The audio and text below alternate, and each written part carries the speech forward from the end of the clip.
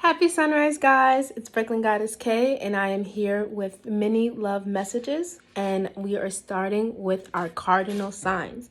So this will be a love message for those with Aries, Libra, Capricorn, and Cancer placements. You can apply this reading to your sun, moon, rising, or Venus. I strongly advise applying to your Venus. If you are an astrology buff, I would also apply this reading to your 7th house if you're looking at romantic partnerships, and your 5th house if you are looking for friendships, and 4th if you are looking for in regards to your family. And you can do 7th for family as well, but off that, those are the houses. So my cardinal signs. I want to first by saying that whatever hardships you're going through in your personal relationships at this time, keep in mind that that love can also relate to work. So any losses you're having at work at this time, any losses or hardships that you are facing in your partnerships, any recent breakups, know that they're not the end of the world. As much as heavy that you're feeling them at this time, I'm getting very somber energy from my cardinal signs. It also there's a strong emphasis on my cardinals needing to be more honest. You guys are moving around so much. You're making all of these promises, you're saying all these things, but you're not actually making any forward progress in what you are actually asking for, if that makes sense. So the reason why I'm saying this is for those who also read tarot and wish to get a glimpse of what the cards that I'm seeing. You guys are showing up. Initially, your energy is the King of Pentacles, the 10 of Pentacles, and the 3 of Swords. So that's first a signal to me that you may have been building a relationship with somebody. You may have been building a very sturdy foundation with someone, or building something in your family, and then something came out, or a truth was revealed, or you realized that your heart really isn't in it, or that building this relationship is bringing up a lot of triggers for you in regards to how you allow others in, and allow others to know how you're feeling, allow others to know about your past wounds, about past heartbreak, and how that has caused you to be defensive, or how that allows you to be smothering in relationships, or someone is smothering you in this relationship and you're trying your hardest not to hurt their feelings, but you need to vocalize your needs, wants, and what your boundaries look like. For those of you, because I used to do a lot of divine counterpart messages, for those of you in divine counterparts, know that whatever hardships you're facing in this counterpart connection right now, to just allow it to smooth over. There is a strong emphasis on needing to get more in touch with the feminine energy that you currently have. This applies to everyone as well, but getting in touch with that feminine energy does not mean being more quote unquote womanly or anything. That means nurturing your soul, being more attentive and more detached to how others are acting in their life. Good feminine energy gives space for things to grow. You need to realize that a lot of the things you're trying to accomplish now, and if you're using the things that you're trying to accomplish as a reflection of whether or not you're deserving of love, you need to eradicate that from your mindset. And you need to realize that just like love and just like anything else you put your mind to, you do not reap the fruit of the seeds that you plant today. For those of you trying to smooth over any hardships and connections, any rifts that you've hit with your partners, you need to do something nice for them, and do something nice for yourself first, and then do something nice for them. The better that you treat yourself, the better you are able to show up for your partners and show up in your relationships in your life. If you can't pour from an empty cup, the traditional such and such cliches. That cliche is, there's a few cliches that are on board, and exactly like when someone said them, they are exactly what needed to be heard. I'm hearing, many of you also need to stop lashing out.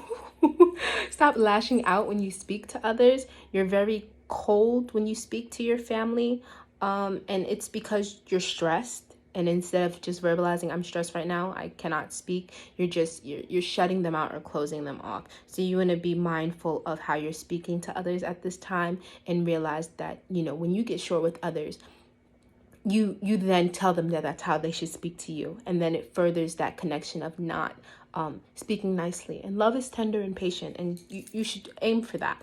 A lot of you are also needing to spend some time alone to get more in touch with your intuition, more in touch with what your soul's been trying to speak to you. You're seeing signs, but you're not listening. Or you are listening, but you're not listening with the intent to actually move forward. You're listening with the intent to be over with it, if that makes sense.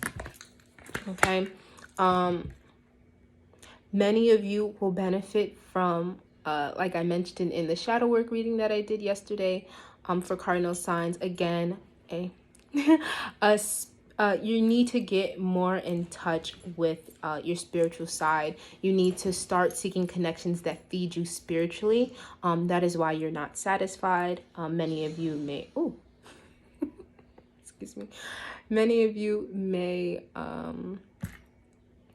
be having gastro problems. You may feel overeating. A lot of you are also overeating because you're not eating for the sense of your physical body. Your soul, your spirit is not fed. It's not fulfilled. So you do want to make sure that you're doing something to feed that. Pick up a new book. Incorporate a form of meditation into your day-to-day practice. Many of you need to start praying again. You do not pray. You need to have more one-on-one conversations with God, the Creator, Allah, Yesaya, Yesue, Ilahe, Adonai, whichever you choose to connect to the Creator. You need to call on them more and have more one-on-one conversations, because when you speak to God, when you speak to the Creator, they will speak back in ways that you will know, and it will confirm to you and give you the security that you're looking for, that you're not finding around others. Okay? And like I said, you need to rest. You need to look for counsel, someone that you can sit and discuss your emotions with, so that you can have the mental clarity that you're seeking. Someone that you trust, and don't go into it not and I think I'm going to put below the songs that I channeled for you guys.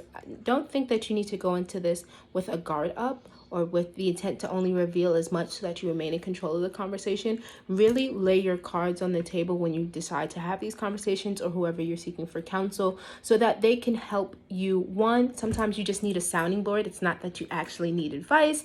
You just need to feel that your thoughts are being heard. And that, you need to hear it out loud so it sounds real to your brain. For those of you that are seeking advice, when you take this counsel, especially if you think about starting therapy, take this as a confirmation to look for therapy. But if you are looking to seek counsel, and this could just be someone that's close friend, someone whose opinion that matters to you, that you feel like they give good advice, or that they're a good soundboard. When you're doing this, like I said, lay all your cards out on the table. Do not do it from a place of like, well, I don't want them to see my flaws. I don't want them to see that I'm not well, because then you're not going to get the help you need. And like it's been a constant theme coming up that, when you allow others to help you, when you allow yourself to be vulnerable, when you allow yourself to be seen, you build stronger connections. You build a stronger bond, that connection, that loyalty that you're searching for. It only happens once you give it to yourself. So you need to trust that your feelings are valid and that you should express them freely. And you need to also realize that those who genuinely love you, and when the love is genuine, you can feel it in your spirit, especially even those who are like, well, how do I know? Your discernment will always tell you. If you have to question someone's intentions, that's a first sign. Okay? And I don't mean question in the sense of like, your own insecurities coming up as distrust, because we can do that as well. But I mean question in the sense of you don't feel right in your gut when someone does something for you, or it feels like there's something coming next, right? And you need to realize that intuition is felt in the gut and in the head. Anxiety is felt in the chest. So when these things happen, pay attention to where in your body is going off, and pay a strong emphasis, my cardinal signs, to your gut. Okay.